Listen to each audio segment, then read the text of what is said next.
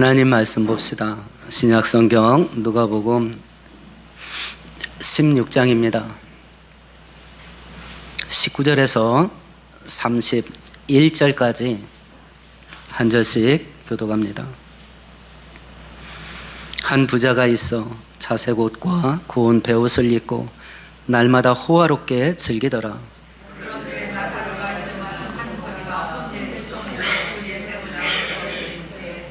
그 부자의 상에서 떨어지는 것으로 배불 일이 하며 심지어 개들이 와서 그 헌대를 핥더라.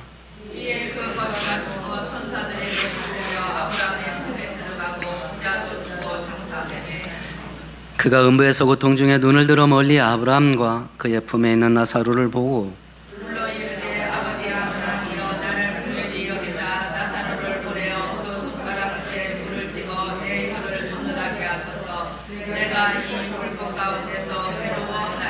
아브라함이 이르되 예, 너는 살았을 때에 좋은 것을 받았고 나사로는 고난을 받았으니 이것을 기억하라. 이제 그는 여기서 위로를 받고 너는 괴로움을 받느니라.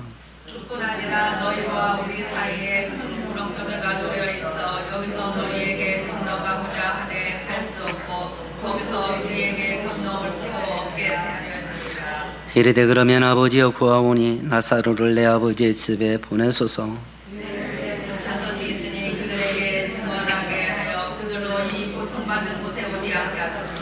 아브라함이 이르되 그들에게 모세와 선지자들이 있으니 그들에게 들을지니라. 이르되 그렇지 아니하니이다. 아버지 아브라함이여 만일 죽은 자에게서 그들에게 하는 자가 있으면 회개하리이다. 함께합니다. 이르되 모세와 선지자들에게 들으시아니 헌함을 받지 아니리라 하였다 하시니라. 아멘. 아멘. 저번 주의 내용을 잠깐 복습해 보십시다. 불의한 청지기 비유를 다루었습니다. 주인의 것을 횡령하고 탕진했던 나쁜 재산 관리인이 그 악행이 드러나서 주인이 결산하자, 너에게 잘못된 것을 했으면 처벌을 받아야 된다 하게 되는 날을 맞이하게 되었죠. 그래서 이 악한 청지기가 주인에게 빚진 자들을 전부 소집해서 채무를 20%에서 50% 정도 깎아줘요. 그 바람에 주인의 재산은 뭉텅뭉텅 또 없어집니다. 왜 그런 짓을 했냐? 자기가 직장을 빼앗기게 되고 빈털터리로 쫓겨나게 되면 자기한테 은혜 받은 자들이 내 뒤를 좀 봐줄 거다라고 하는 것을 기대하고 그 일을 했어요. 그때 주인이 악한 청지기가 하는 걸 보고 칭찬을 합니다.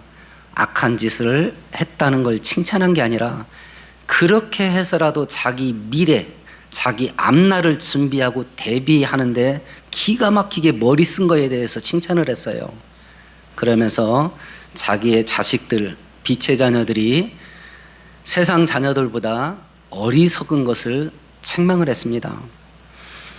우리가 지금 가지고 있는 것 중에 하나님께서 주시지 않은 것이 없다라고 고린도서에서는 말씀하셔요. 하나님이 나에게 주신, 관리하라고 주신 내 인생, 내 시간, 하나님이 나에게 관리하라고 주신 물질, 하나님이 나에게 관리하라고 주신 재능, 가정, 자녀, 직장, 사업장, 이걸 내가 지금 어떻게 쓰고 있나? 내 미래를 대비하면서 하나님이 기뻐하는 방식대로 사용하고 있냐, 아니면 주인의 것을 낭비하고 허랑방탕하게 허비하고 사냐라고 하는 것을 다루었어요. 오늘 읽은 본문은요, 내용은 다른 비유예요. 그렇지만 핵심 교훈 내용은 똑같습니다. 오늘 성경을 통해서 우리들에게 주는 교훈은요, 내 인생을 결정하게 만드는 게 뭐냐 라고 하는 질문에 대한 해답이에요. 기업이 자기가 만든 제품을 선전하기 위해서 광고를 만듭니다.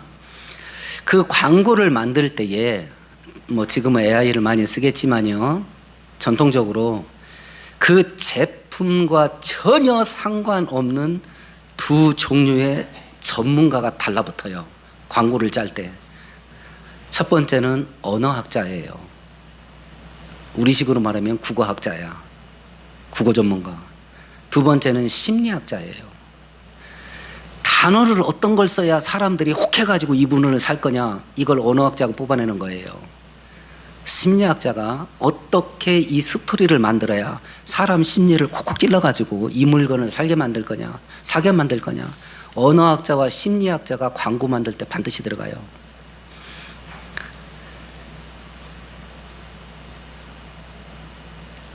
오래전에 한 가전제품 회사에서 순간의 선택이 평생을 좌우합니다.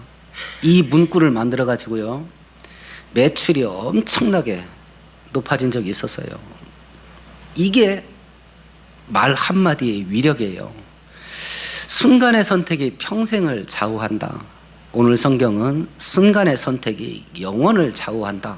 이걸 얘기한 거예요. 이것을 지금 각자 생각해 보세요. 내 인생을 결정할 수 있는 것이 이거다 라고 선택하는 거 본인들이 있을 거예요. 그게 뭡니까? 그게 뭐예요? 본인은 알 거 아니에요.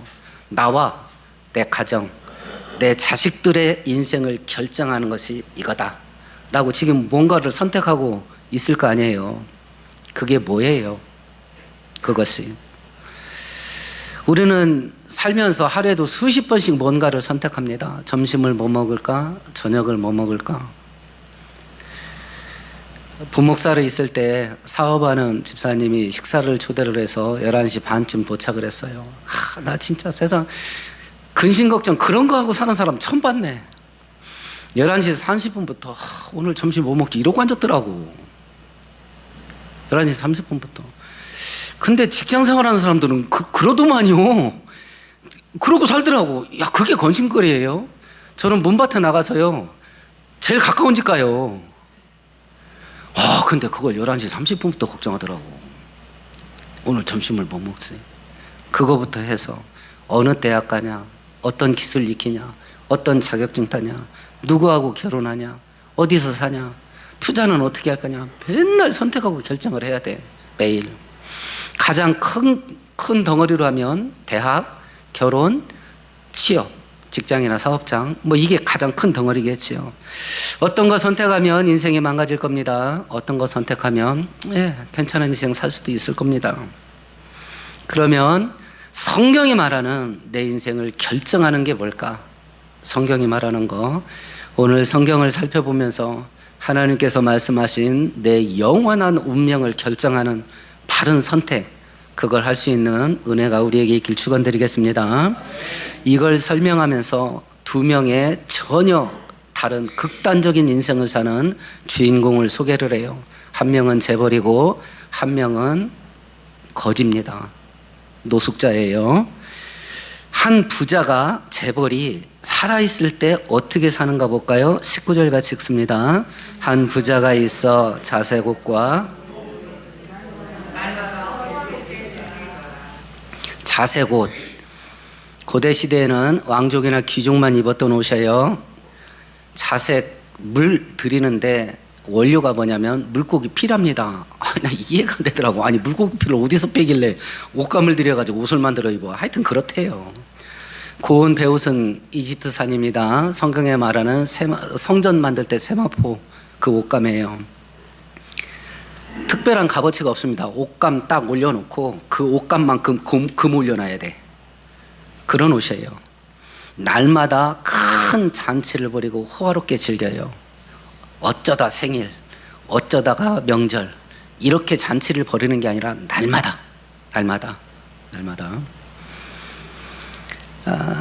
지금 전 세계에서 가장 비싼 음식 가운데 중국 청나라 황제가 먹던 음식이에요. 만안전석이라고 불려진 음식인데 한 상에 6천만 원이에요. 그게 팔릴 것 같아요? 안 팔릴 것 같아요? 안 팔리면 망하지. 팔리니까 지금 사업하고 있을 거 아니에요. 전 세계 갑부들이 끊임없이 빌려와. 몇 달째 예약 끝났어. 이런 거 먹고 사는 거예요. 이런 거. 그러면 거지 인생은 어떻게 사는가 보십시다. 20절, 21절 같이 읽어봅니다. 그런데 나사로라는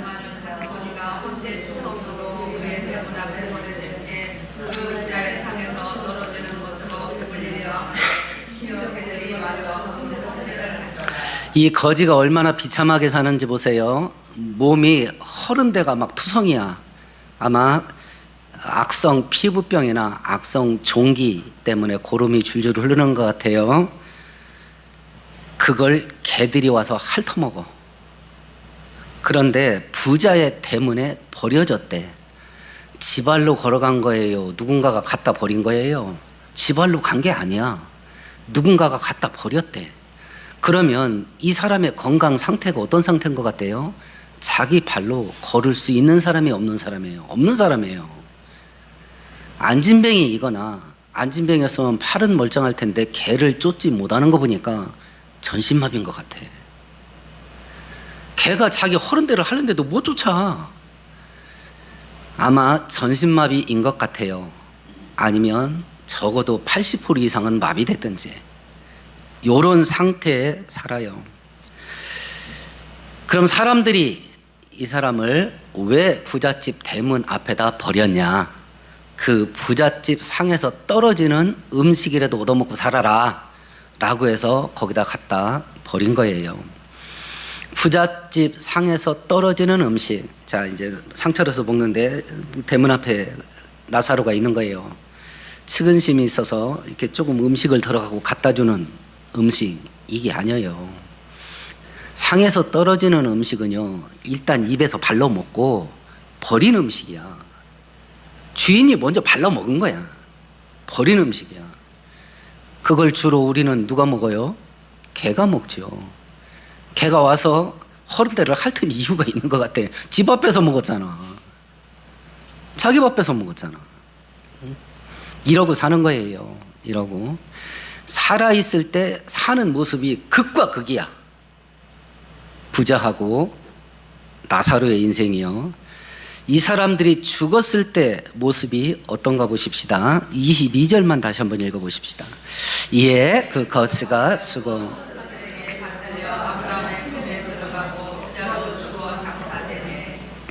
부자 죽고 나사로 죽었습니다. 부자가 죽었을 때는 어떤 일이 있었나요? 22절에 보면 부자는 죽어서 어떤 일이 있었어요? 장례 치렀잖아요. 부자는 죽어 장례되매. 나사로는 죽어서 장례가 있어요, 없어요? 없어요. 아마 나사로는 거적대기다 둘둘 말아서 그냥 산자락에다 내다 버린 것 같아요. 나사로는 장례가 없어요. 부자는 장례가 있습니다. 그럼 이 부자의 장례식이 허접했겠어요? 호화로웠겠어요? 호화로웠겠지요. 현재 역사 기록에 의해서 남아있는 가장 비싼 장례식, 2500년 전에 알렉산더 대왕이 죽었을 때 현재 가치로 하면 한 7천억 정도 장례 치렀다고 해요. 장례 준비 기간만 2년 걸렸답니다. 왜냐하면 시체를 이집트 황제식으로 미이라로 만들었다 그래요. 그리고 꿀에다 담궜대. 황금관에다 넣었고요. 노새 64마리가 끄는 거대한 황금 마차에다가 운구를 했대요. 그 내용들을 딱 조합해 보면 지금 한 7천억 대인데요. 2004년에 미국 대통령 레이건이 사망해서 장례를 치렀습니다. 외국 초청 인사들 그 뒷바라지하는 비용까지 해서 1조 들었대요. 자, 그럼 이 부자의 장례식이 어떻겠냐? 한 20년 전 우리나라에서 가장 비싼 수의, 시체에다 입히는 수의, 그게 안동포예요. 안동 삼배로 만든 수의. 20년 전에 안동에서 특가판으로 해가지고 100벌 한정판으로 황금을 도배로 한 황금 수의를 만들었어요. 100벌을. 팔렸겠어요? 안 팔렸겠어요? 1시간 다 나갔어. 20년 전 가치로 4천만 원이야. 이런 장례식을 이 부자는 치르는 거예요. 죽었을 때. 근데 거지 나사로는 장례식도 없어. 그냥 내다 버리는 거야. 살았을 때도 비참하고 죽었을 때도 비참해요. 이걸 통해서 성경이 우리들에게 말씀하려는 게 뭐냐면 두 가지예요. 첫 번째, 모든 사람은 다 죽는다. 부자도 죽고 나사로도 죽습니다. 두 번째, 사람이 기억하는 것과 하나님이 기억하는 게 다르다. 세상 사람들은 관심을 부자와 나사로 중 누구에게 썼을 것 같아요? 부자에게 관심을 썼겠죠. 그런데 하나님은 이 부자를 어떻게 생각했을까요? 하나님은 이 부자를 뭐라고 불렀어요? 오늘 본문에 한 부자예요. 그러면 하나님이 이 부자에게 관심이 있었을까요? 없었을까요? 없어. 이름이 뭔지 관심도 없어.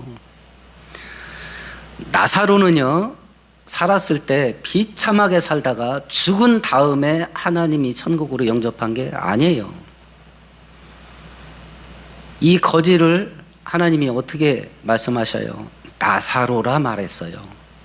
거지로 있을 때도 하나님은 거지의 이름인 나사로를 기억하고 있었어요. 거지로 살 때도. 근데 우리가 여기서 한 가지 슬픈 관문은 통과를 해야 됩니다. 그렇게 사랑하시고 이름을 기억하시며 아끼시는 나사로를 죽을 때까지 왜 이렇게 비참하게 살게 하셨냐? 나는 몰라. 성경도 설명 안 해. 지금 이 땅에 기독교인들 가운데 기독교로 분류된 사람이 통계상 80억 가운데 약 20억이에요. 그 중에 2억 이상이 언제 죽을지 몰라. 핍박 지역에서 살아. 우리가 자식이 10명이 있는데 10명 중에 1명이 언제 죽을지 몰라. 근데 내가 능력이 있어. 그거 그대로 놔두겠어요?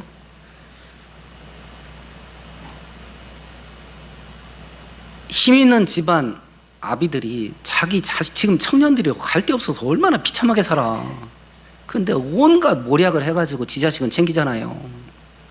그럼 전능하신 하나님이 말씀으로 우주를 창조하는 전능한 능력이 있는데 자기 자식 10 중에 하나를 왜 이렇게 비참하게 살게 놔두나. 이해가 돼요? 이해가 안 되지요. 근데 성경은 그런 일이 허다해.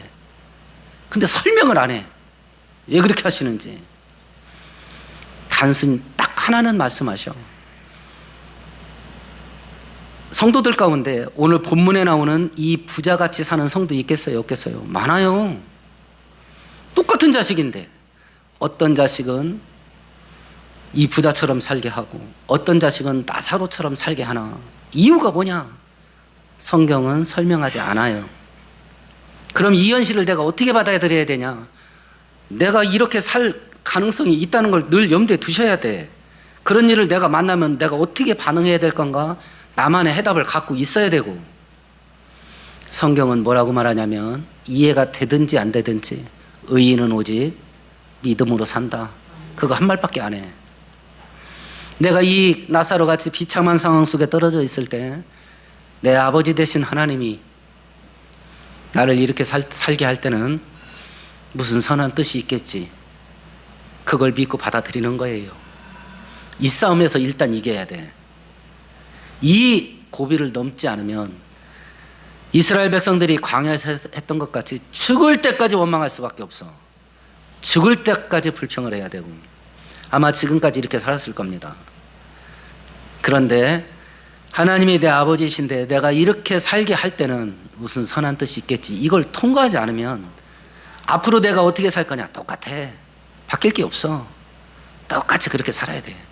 왜냐하면 그걸 이길 은혜가 없고 그걸 이길 능력이 없어서 그래. 그러나 죽음 이후에는 어떻게 되는가? 죽음 이후의 모습이 23절, 24절입니다. 같이 읽어봅시다. 그가 음부에서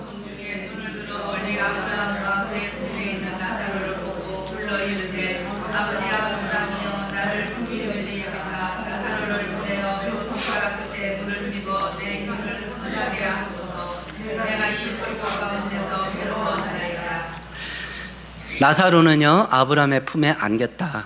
천국에 갔다라고 되어 있고요. 부자는 음부에 떨어집니다. 죽은 자의 영혼이 고통받는 곳이에요. 뭐 지옥이라고 생각해도 되겠습니다. 거기서 불로 심판을, 영원히 꺼지지 않는 불로 심판을 당하면서 아브라함에게 뭐라고 말하냐면 나사로의 손가락에 물 한 방울 찍어서 내 혀를 좀 적셔주세요. 이렇게 요구를 해요. 나사로는 부자집 앞에서 뭘 구했습니까? 한 끼 밥을 구했어요. 부자는 나사로에게 뭘 구합니까? 물 한 방울을 구합니다. 누가 더 비참해요?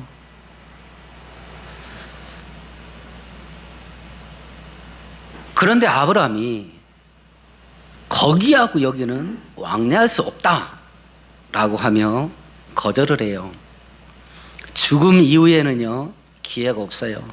물 한 방울 자비도 받을 수 없어요.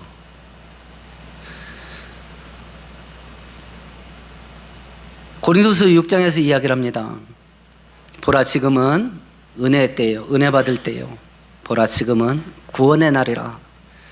오늘이라 하는 날이, 내가 살아있는 오늘이라 하는 날에 오늘 은혜를 받아야 돼요.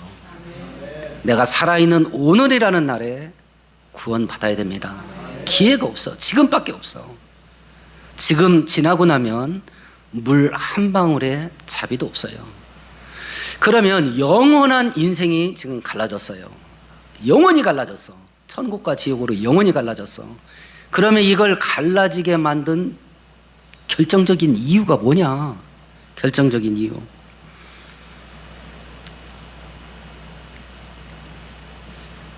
우리가 흔히 여기서 오해를 일으키는 구절이 있어요. 25절인데요. 같이 읽어보십시다. 아브라함이 이르되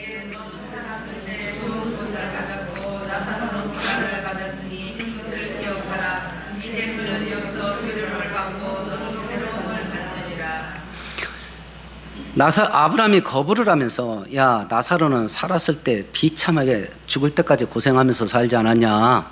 그러니까 여기 와서 복락을 누리는 것이고, 너는 살아있을 때 떵떵거리고 살았지 않냐? 그러니까 거기에 간 거요. 이렇게 말했습니다. 그러면 이 구절만 놓고 보면 땅에서 부자로 살면 지옥, 땅에서 가난하게 살면 천국, 이렇게 돼버려. 25절만 보면 그렇게 되잖아요. 그러면 25절이 정답이 아니라면 나사로와 이 부자가 운명이 영원히 극단적으로 갈라지게 된 이유가 뭐냐? 27절, 28절에 보면요, 이 부자가 뭐라고 말하냐면, 아브라함이요, 땅에 내가 내 형제 5이 살고 있는데 나사로 좀 살려서 보내가지고 천국과 지옥이 있으니 지옥 올 짓 하지 말라고 좀 얘기 좀 해주쇼. 이렇게 이야기를 하니까 아브라함이 거부를 하면서 뭐라고 말하냐면 29절 30절을 말한 거예요. 같이 읽어보십시다. 아브라함이 그들에게 모세와 선지자들이 있으니 그들에게 들을지니라. 이르되 그렇지 아니하니이다. 아버지 아브라함이여, 만일 죽은 자에게서 그들에게 가는 자가 있으면 회개하리이다. 아브라함이 뭐라고 말하냐면, 야, 땅에 모세와 선지자들이 있어. 그 사람들한테 들으면 돼. 라고 말을 했어요. 아닙니다. 죽은 자가 살아와서 천국과 지옥이 있다고 말하면 들을 겁니다. 31절에 아브라함이, 야, 살아있는 모세와 선지자들의 말을 듣지 않는 사람은 죽었다 깨난 사람 말도 안 들어. 이랬습니다. 그러면 여기서 우리가 알 수 있는 게 뭐냐면, 부자와 나사로의 운명을 결정지은 게 뭐냐면, 부자는 그렇게 근심 걱정 없이 지 하고 싶은 거 다 하면서 살 수 있는 형편인데도 모세와 선지자 말을 안 들은 거예요. 그것 때문에 지옥 간 거예요.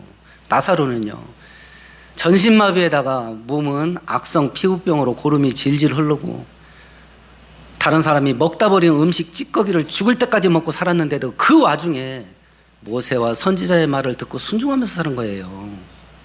그게 인생을 결정한 거야. 그것이. 그러면 모세와 선지자의 말, 이게 뭐겠어요? 지금 우리 신구약 성경이지.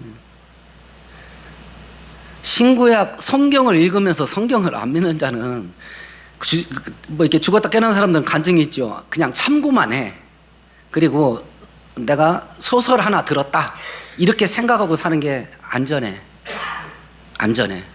오늘 성경은 원칙적으로 뭐라고 말했냐면, 죽은 자들이 죽음의 그 경계선을 넘나들 수 있어요, 없어요? 없다 그랬어. 없다 그랬다고. 그러니까 죽었다 깨난 자의 간증은 참고만 하시고, 소설 잘 들어, 은혜 있는 소설 들었다, 이렇게 생각하고 사셔. 그리고 오로지 내가 믿고 의지할 건 성경밖에 없다. 성경에 기록된 거 외에는 듣지도 말고 받아들이지도 마. 이 마지막 때에 그래야 살아. 그래야. 그러면 성경이 말하는 우리 인생을 결정하는 게 뭐냐? 첫 번째, 모든 인간은 죄인이다.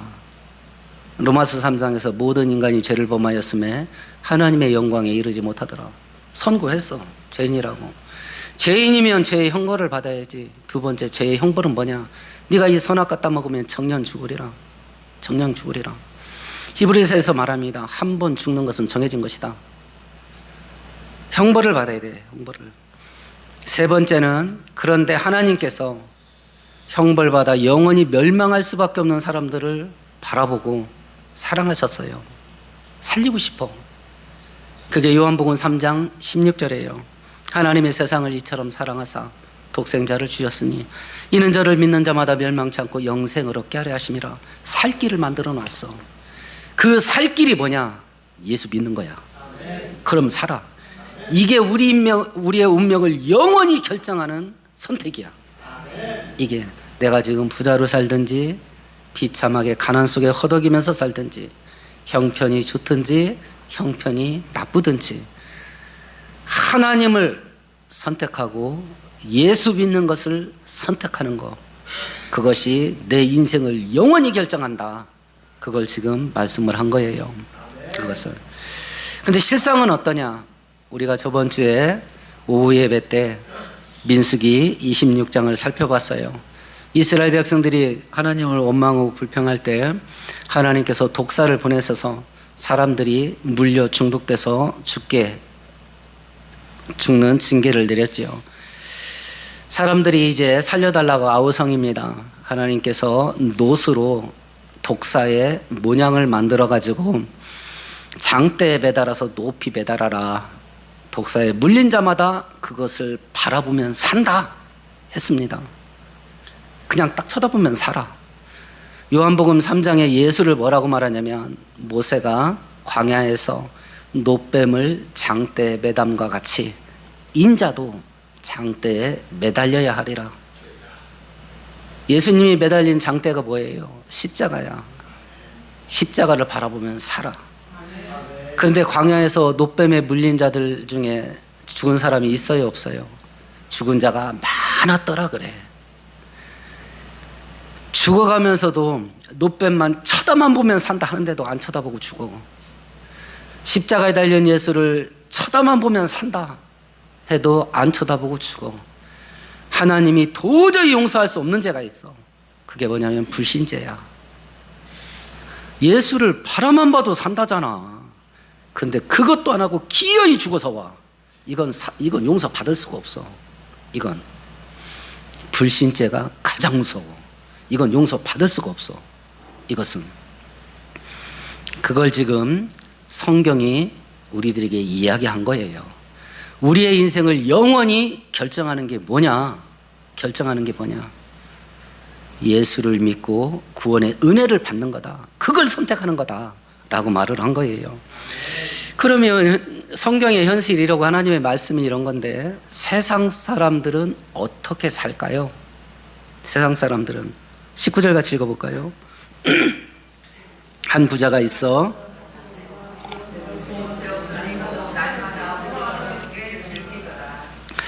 여러분 이렇게 살고 싶으세요? 살고 싶지 않으세요? 세상 사람들이 이렇게 살고 싶어 할까요? 살고 싶어 하지 않을까요? 오로지 19절에 몰입돼 있어. 오로지.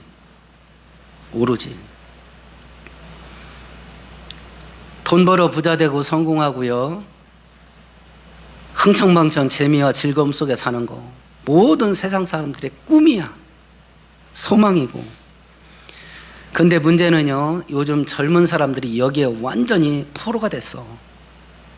욜로족이라고 들어봤지요. 인생은 한 번뿐이니까 놀자. 이런 사고방식 가지고 사는 게 욜로족이에요. 나 얼마 전에 인터넷 보다가 진짜 깜짝 놀랐네요. 혹시 탕진잼이라는 단어 들어보셨어? 이 미친놈들 같아. 탕진잼. 탕진하는 재미. 가지고 있는 걸 다 쓰는 거야. 그걸 재미로 누린대. 와, 나한테 기가 막혀가지고. 요새 젊은 애들이 그래. 우리나라 소득이요, 지금 여러분들이 사는 생활 형편이 전 세계 80억을 100명으로 났을 때 10위 안에 든다고 그랬죠.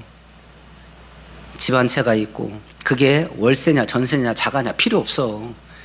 집 한 채가 있는데 거기에 전기가 24시간 안 끊겨. 거기에 24시간 수돗물, 더운 물이 안 끊겨. 자동차가 하나 있고 집에 텔레비전이 있어. 내 손에 핸드폰이 있어. 그럼 10등 안에 들어.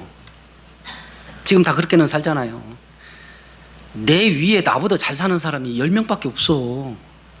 나보다 못 사는 사람이 90명이야.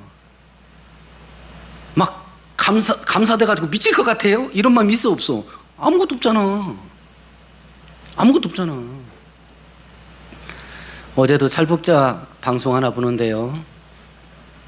이분이 여름에 하나원에서 나오셨나 봐요. 이제 훈련 다 끝나고 이제 자기 집 받은 게 여름이래. 12월 달에 동사무를 찾아갔대요. 그러니까 자기 담당하는 그 복지 공무원이 왜 오셨어요? 그랬더니요. 겨울이 다가오는데요. 우리 집에 아궁이가 없어요. 이랬대. 우리 집에 아궁이가 없어요. 이랬다는 거야. 집에 보일러 켜는 줄을 몰라. 이랬다는 거야. 부자처럼이에요. 맨날 호화로운 여행 따는 거 사진 찍어가지고 막 인스타그램, 페이스북 이런 데 올려요.